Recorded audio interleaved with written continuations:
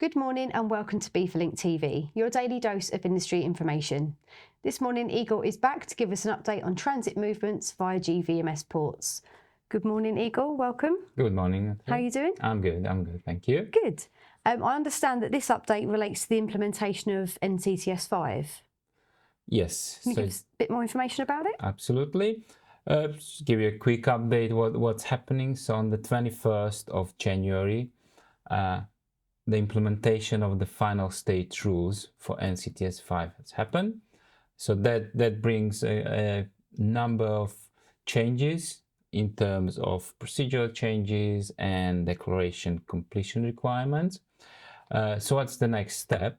Now the HMRC, the transit team, they will move into the state when they will be monitoring the compliance and enforcing the compliance of correct submission of those transit declarations.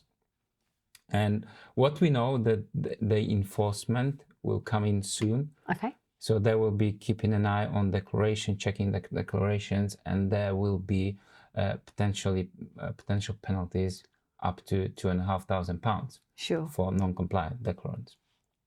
And so what recommendations do you have for our members for them to stay compliant?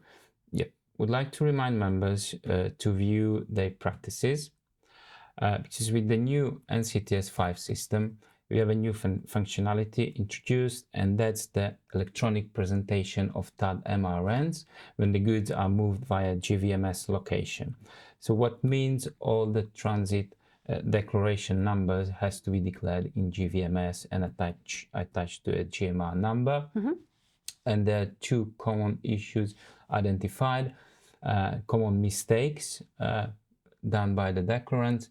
So one is not all the TAD MRNs are attached to a GMR, not declared correctly.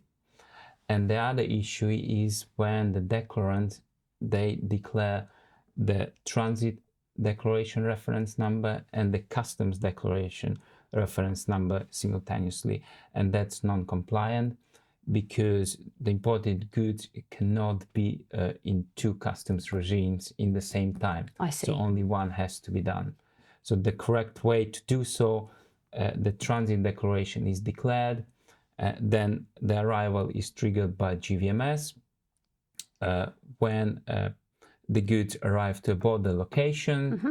then the declarant has to submit a CDS declaration, an arrived CDS declaration presented to the border authorities, to the customs authorities, and then they will close the transit declaration and they will move the goods to the next kind of regime. Sure. So, and that's something that's been actually raised previously. We notified traders to omit from doing that.